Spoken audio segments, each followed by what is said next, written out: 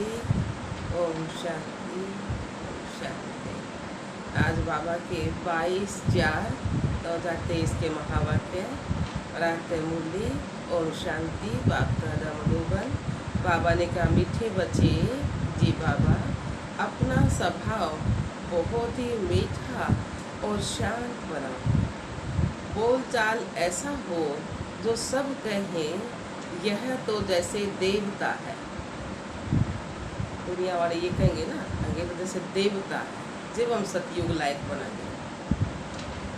बाबा ने क्या स्वभाव मीठा और शांत बनाओ। बोल चाल ऐसा हो तो सब कहें यह तो जैसे देवता है। प्रश्न दिया बाबा ने, तुम बच्चों को कौन सा सर्टिफिकेट संगम पर बाप से लेना है? तुम बच्चों को कौन सा सर्टिफिकेट संगम पर बाप से लेना है? उत्तर आया है बाबा का, अपने देवी मैनर्स का सर्टिफिकेट। बाप जो श्रृंगार कर रहे हैं, बच्चों की इतनी सेवा कर रहे हैं, तो जरूर उसका रिटर्न देना है। बाप का मददगार बनना है। मददगार बच्चे वह जिनका स्वभाव देवताओं जैसा हो।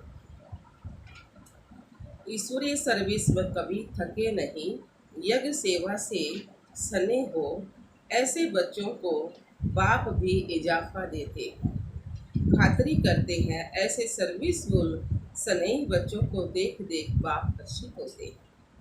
गीत आया है, तुम्हारे बुलाने को जी जाता है। ओम शांति। भक्तों प्रति भगवानुवाद। जबकि भगत सम्मुख है और भगत जानते हैं कि भगवान बैठकर हमको ज्ञान के गीत सुनाते हैं, वह ज्ञान की डांस कराते हैं। अच्छा, इनसे फिर क्या होगा? कहते हैं वह देवताओं माफिक सदा सुखी और हर्षित होंगे। भगवान को ही बेहद का बाप व विश्व का रचयिता कहा जाता है। वह है स्वर्ग का रचता। विश्व पहले स्वर्ग है, फिर बाद में नरक बनती है, तो अब है नरक। मनुष्य भक्ति मार्ग में धक्के खाते रहते हैं और भगत भगवान को याद करते हैं। आत्मा समझती है बाप हमारे लिए स्वर्ग की सौगात ले आएंगे, वही रचयिता है। स्वर्ग का मालिक बनाने लिए आकर राजयोग सिखाते हैं। कहते हैं बाप को और विश्व के मालिक बने को याद करो। जो विश्व का रचयिता बुद्धि में आता है तो समझा जाता है परम पिता परमात्मा नई विश्व रचते। यह विश्व मनुष्य मात्र के रहने का स्थान है। बाप बेहद का मालिक है, तो जरूर बेहद की बड़ी दुनिया ही रचेंगे। कोई छोटा घर तो तुम्हारे लिए नहीं बनाएंगे, वह तो लौकिक बाप बनाते रहते। यह तो नया विश्व बनाते। तुम बच्चों के लिए विश्व घर है, अर्थात पारट बजाने का स्थान है। तुम जानते हो हम भारतवासी हैं जो घर के हुए हैं। बाबा ने कहा, तुम जानते हो हम भारतवासी हैं जो घर के हुए हैं ना। अब भारतवासी अपने को हद के मालिक समझते हैं, परंतु भारतवासी बेहद दुनिया के वासी थे। बाप बहुत अच्छी रीति समझाते हैं, परंतु तुम बच्चे फिर भी घड़ी घड़ी भूल जाते हो, शुक्रिया भी नहीं मानते हो। बेहद का बाप आकर के बेहद का विश्व अथवा घर बनाते हैं, वह है स्वर्ग। तो ऐसे नहीं बेहद का नरक रचने वाला बाप है। बाप तो आकर स्वर्ग रचते हैं और उस स्वर्ग का फिर बच्चों को मालिक बनाते हैं। गोया नई दुनिया नए विश्व का मालिक तुमको बनाते, तो कितना शुक्रिया करना चाहिए बाबा। इस विश्व के मालिक लक्ष्मी नारायण भारत में थे। उस समय और कोई धर्म नहीं था, सिर्फ भारत ही था। बाप कितना अच्छी रीति समझाते हैं, परंतु बच्चों को वह नशा नहीं चढ़ता है। बच्चे हद के नशे में रहते हैं। आत्मा को नशा रहता है ना। आत्मा का शरीर बड़ा होता है तो नारगंज से सब वर्णन कर सकते। छोटा बच्चा तो नहीं कहेगा कि मैं विश्व का मालिक व फलाना हूँ। बालिग अवस्था में आने से समझते हैं हम मालिक हैं। तुम कोई छोटे तो नहीं हो, तुम तो बड़े हो। बाप ने भी बुजुर्ग शरीर लिया है ना, बड़ा 60 साल का ब्रह्मा बाबा का बुजुर्ग शरीर लिया होगा। समझते हैं बाप विश्व का रचयिता है, मालिक नहीं बनते। अक्सर कहने में भी कहाँ कहाँ भूल हो जाती है, बाप है विश्व का रचयिता।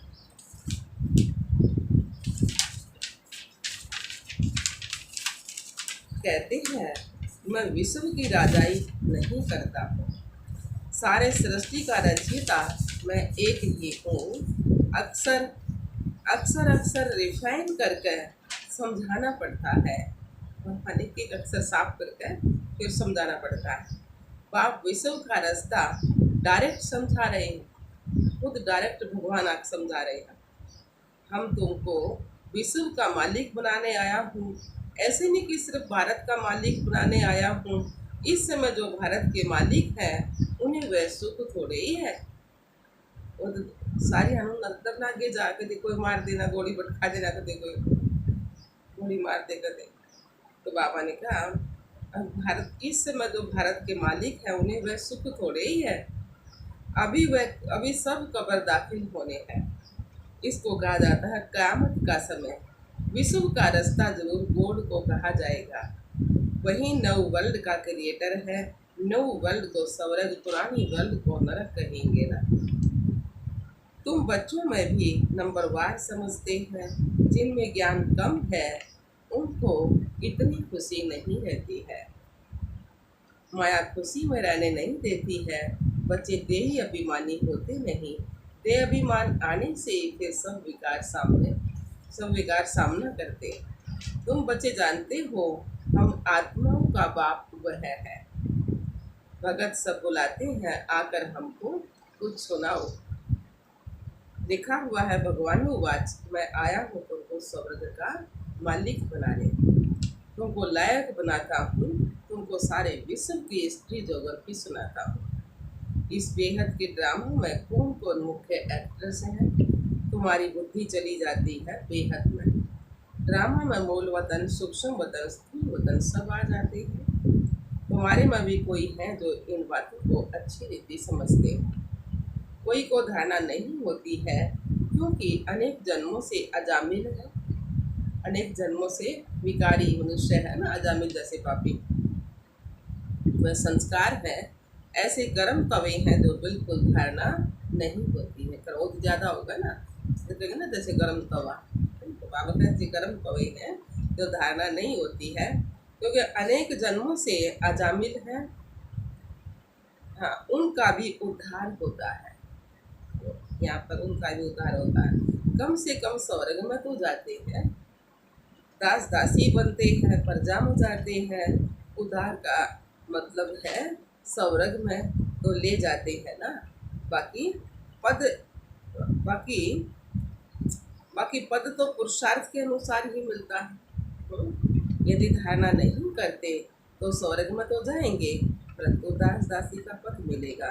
बच्चों को कितना भी समझाते, परंतु जैसे गर्म तवे पर पानी तो समझा जाता है उस वासना संस्कार वाले, विकारी वासना वाले, संस्कार वाले। सन्यासी भी वासना संस्कार ले जाते हैं ना। जन्म लेंगे फिर सन्यास करने का फिर क्या होगा, यह बातें भी यहाँ समझाई जाती हैं। सतयुग में तो विकार की कोई बातें है ही नहीं, वहाँ जन्म जन्मांतर निर्विकारी पने का संस्कार रहता है, माया ही नहीं है। यहाँ तो बच्चों को सुधारने की बहुत कोशिश करते हैं। तो बाबा ने कहा हाँ, सतयुग में तो विकार की बात नहीं है, माया ही नहीं है। यहाँ तो बच्चों को सुधारने की बहुत कोशिश करते हैं। कोई तो बिल्कुल ही मैले कपड़े हैं, मैली आत्मा है। थोड़ी सी सोटी लगाई जाती है तो एकदम फट पड़ते हैं। धोबी भी कपड़े की संभाल करते हैं ना, परंतु कोई सड़ा हुआ कपड़ा होता है तो वो फट पड़ता है। ज़्यादा मैली आत्मा होगी ना तो फट पड़ती है, फिर आश्चर्यवंत भागंती हो जाते हैं। बाप कितनी मेहनत करते हैं, राजयोग सिखला रहे हैं, वही रहम दिल है जो सब पर रहम करते हैं। बाबा रहम दिल है और माया बेरहम है। माया ने सत्यानाश कर दी है, इसलिए कहते हैं मैं कलप कलप कलप के संगम युगे ही आता हूँ।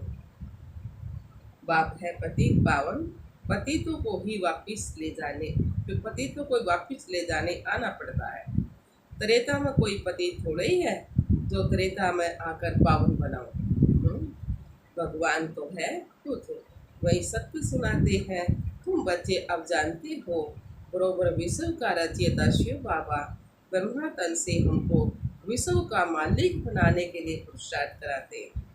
बाप कहते हैं अगर हमारी मेहनत व्यर्थ गवाएंगे, अपनी चलन से बहुतों को धोखा देंगे तो पद भ्रष्ट हो पड़ेंगे, कहेंगे इनसे तो भूत निकला ही नहीं।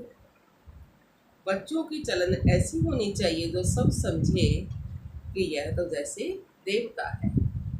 देवता इनामी ग्रामी है ना, कहते हैं इनका स्वभाव एकदम देवताई है, तो बाकी का अंडरस्टूड आसुरी हुआ ना, बाकी का स्वभाव फिर आसुरी हुआ ना। कई बच्चे बड़े फर्स्ट क्लास देवताई गुणवान हैं, बिल्कुल मीठे और शांत स्वभाव के, तो ऐसे बच्चों को बाप देखकर बहुत खुश होते हैं। बच्चे समझते हैं बाप हम बच्चों के लिए मकान बनवा रहे हैं, तो हमको भी सेवा करनी चाहिए। तो ऐसे बच्चे बहुत बाबा के दिल पर चढ़ते हैं। जो बगैर कहने से काम करे वह देवता, कहने से करे वह भी मनुष्य है, कहने से भी ना करे वह तो मनुष्य से भी बदतर हुआ। बाबा भी कहते हैं बच्चे अगर योग में नहीं रहेंगे तो माया की धूल में सब खत्म हो जाएंगे। बाबा बार बार समझाते हैं श्रीमत पर चलते रहो, आसुरी कर्तव्य नहीं करो, बोलना चलना बड़ा मीठा रखना है। देवताएं कितने मीठे स्वभाव के हैं, भारत में राज्य करते थे, यथा राजा रानी तथा प्रजा देवी स्वभाव के थे। बाप आता है स्वर्ग का मालिक बनाने, तो बाप के साथ कितना मददगार बनना चाहिए। सर्विस में आप पे ही काम में लग जाना चाहिए। ऐसे नहीं कि मैं थक गया हूँ, फुर्सत नहीं है, समय पर सब काम करने में कल्याण है। यज्ञ सर्विस का इजाफा शिव बाबा देते। यह बाबा करके बाहर से थोड़े ही खातरी करेंगे, ये बाबा करके बाहर से थोड़ी खातरी करेंगे, दिल लेंगे। वह बाबा है बेहद की दिल लेने वाला, और यह है हद की दिल लेने वाला। तो बच्चों की देवी चलन देखते हैं तो फिर कुर्बान जाते हैं।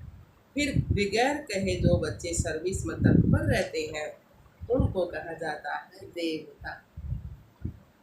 देवताओं को कुछ कहने की दरकार नहीं होती है ना, वहाँ आसुरी स्वभाव होता नहीं है। यहाँ कई बच्चे माता पिता की मत पर नहीं चलते तो अपना ही नुकसान करते हैं। बाप कहते हैं मैं परम धाम से आता हूँ बच्चों की सेवा में,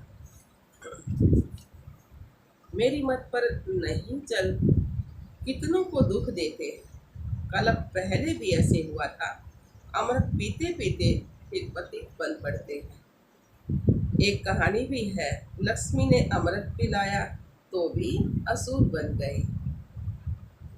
तो कभी भी किसको दुख देने का प्रयत्न भी नहीं करना है, नहीं तो सारा राज्य भाग्य गवाए और डंडे खाने लायक बन पड़ेंगे। बाबा ने समझाया है मैं धर्मराज हूँ, इनडायरेक्ट कुछ करते थे तो हद के अलग काल की सजा भोगते थे। अब डायरेक्ट आकर फिर भी बाबा की मेहनत बर्बाद करते हो तो बहुत सजा खानी पड़ेगी। हम तुमको देवता बनाते हैं, माया फिर आकर तुमको असुर बनाती है। तो बाबा बार बार समझाते हैं देवी गुण धारण करो। गाया भी हुआ है राम राज्य में जानवर भी एक दूसरे को प्यार करते थे, इकट्ठे एक तालाब पर जल पीते थे। यहाँ तो अमृत पीकर फिर असुर बन पड़ते हैं। ब्राह्मण कुलभूषण को फिर तकलीफ देते हैं, उनकी फिर कितनी दुर्गति होती होगी। बाप आते हैं सतगति दे। तो तुम बच्चों को देवी गुण वाला बनना है। आपकी सर्विस करनी है, बाप की सर्टिफिकेट देंगे। तो निश्चय बुद्धि अच्छी है, वह सदैव बाप को याद करते रहेंगे, है ना। उनको ख्याल रहता है नाम बदनाम नहीं करेंगे, आसुरी गुण नहीं दिखाएंगे। अभी तो सब नंबरवार पुरुषार्थी है। सिर्फ ये निश्चय रहना चाहिए हम गॉड फादरली स्टूडेंट्स हैं, है ना। भगवान बात बच्चों प्रति मैं तुमको पढ़ाकर राजाओं का भी राजा बनाता हूँ, तुमको योग और ज्ञान सिखलाता हूँ, तुम देही अभिमानी बनो। मैं तुमको ले जाने के लिए आया हूँ, तुम आत्माएं मच्छरों सदर से मेरे को फॉलो करेंगी। बरोबर महाभारत लड़ाई लगी है तो मच्छरों सदर से फॉलो किया पंडे को। बाबा पंडा है, कहते हैं लिबरेट करने आया हूँ, तुमको तो छुपाने आया है ना बाबा। तुम माया के फंदे में बहुत दुखी हो। एक तो गर्भ जेल में जाते हो और दूसरा फिर उस जेल में भी जाना, उस जेल में जाना भी मनुष्यों के लिए बड़ा सहज हो गया है। बड़ी खुशी से जेल में जाते, एक दो को देख वो हड़ताल आदि भी करने लग पड़ते। अपनी आत्मा को दुख देने के लिए देखो क्या क्या करते हैं। इनको आत्मघात कहा जाता है। शरीर तंदुरुस्त है तो आत्मा कहती है मैं सुखी हूँ, तंदुरुस्त नहीं है तो आत्मा कहती है मैं दुखी हूँ। बाप आते हैं सदा सुखी स्वर्ग का मालिक बनाने, विश्व का मालिक हूँ। कहते हैं मैं नए विश्व का रचयिता हूँ, इसलिए मुझे मालिक कहते हैं, परंतु मैं राज्य नहीं करता हूँ। सब भगत मुझे पूजते हैं, कहते हैं ये भगवान आओ, आकर हमको इस कलयुगी दुखों से छुड़ाओ, निर्वाण धाम व स्वर्ग धाम में भेज दो। बाप कहते हैं सुख धाम में भेज देते हैं, फिर माया दुख धाम बनाती है। ऐसे ये चक्कर फिरता है। बाप कहते बच्चे अब गफलत छोड़ो, माया बहुत अकर्तव्य कार्य कराती है जिससे पद भ्रष्ट हो पड़ेगा। बाप को जान पहचान कर उनकी मत पर चलने से तुम श्रेष्ठ बन सकेंगे, नहीं तो बहुत सजाएं खाएंगे। जैसे ईश्वर की महिमा अपरंपार है, वैसे सजा खाने की दुर्दशा भी अपरंपार है। क़यामत का समय है, बाबा सबका हिसाब किताब चुकतू कराते हैं। सजाएं खाने वाले इस माला में नहीं आए। बाप कहते हैं सिर्फ इतना याद करो कि विश्व का रचयिता नॉलेजफुल गॉड फादर हमको पढ़ाते हैं, वह जरूर विश्व के मालिक बने का वर्षा देंगे। इतना याद रखे तो भी हंसते खेलते रहेंगे। अच्छा जी बाबा, मीठे मीठे सिकल दे बच्चों प्रति माता पिता बाप दादा का याद प्यारों को रूहानी बाप की रूहानी बच्चों को नमस्ते। हम रूहानी बच्चों की रूहानी बाप दादा को याद प्यार गुड मॉर्निंग, नमस्ते नमस्ते नमस्ते जी। हम बाबा के बच्चे सदा रहे हंसते और हंसाते। शुक्रिया मीठे बाबा, आपका लाख बार करो बार शुक्रिया बाबा। बाबा नाना भी दे दिया, शुक्रिया भी नहीं करते बाबा का। शुक्रिया बाबा। धारणा के लिए मुख्य सार है। पहला पॉइंट है अपना बोल चाल को बहुत ही मीठा रखना है, कोई आसुरी कर्तव्य नहीं करना है, देवी मैनर्स धारण करने हैं। दूसरा पॉइंट है बाप की सर्विस में बगैर कहे मददगार बनना है, बाप की मेहनत का रिटर्न अवश्य देना है, गफलत नहीं करनी है। वरदान दिया बाबा ने, बुद्धि रूपी विमान द्वारा सेकंड में तीनों लोगों का सैर करने वाले सहज योगी भव। बुद्धि रूपी विमान द्वारा सेकंड में तीनों लोगों का सैर करने वाले सहज योगी भव। बाबा ने साथ दिया है। बाबदा बच्चों को निमंत्रण देते हैं कि बच्चे संकल्प का स्विच ऑन करो और वतन में पहुंच जाओ। पहुंचकर सूर्य की किरणें लो, शिव बाबा की किरणें लो, चंद्रमा की चांदनी भी लो। चंद्रमा कौन होगा? ब्रह्मा बाबा। तो पिकनिक भी करो, खेल कूद भी करो, इसके लिए सिर्फ बुद्धि रूपी विमान में डबल रिफाइंड पेट्रोल की जरूरत है। बुद्धि रूपी बुद्धि रूपी विमान में डबल रिफाइंड पेट्रोल की जरूरत है। डबल रिफाइन अर्थात एक निराकारी निश्चय का नशा कि मैं आत्मा हूँ और बाप का बच्चा हूँ। दूसरा साकार रूप में सर्व संबंधों का नशा। तो यह नशा और खुशी सेहत योगी भी बना देगी और तीनों लोगों का सैर भी करते रहेंगे। स्लोगन दिया बाबा ने, श्रेष्ठ कर्म का ज्ञान ही श्रेष्ठ भाग्य की लकीर खींचने का कलम है। श्रेष्ठ कर्म का ज्ञान ही, अच्छे कर्म करेंगे ना वो ज्ञान होगा तो श्रेष्ठ भाग्य की लकीर खींचने का कलम है। अच्छा, ओम शांति, ओम शांति बाबा। शुक्रिया बाबा।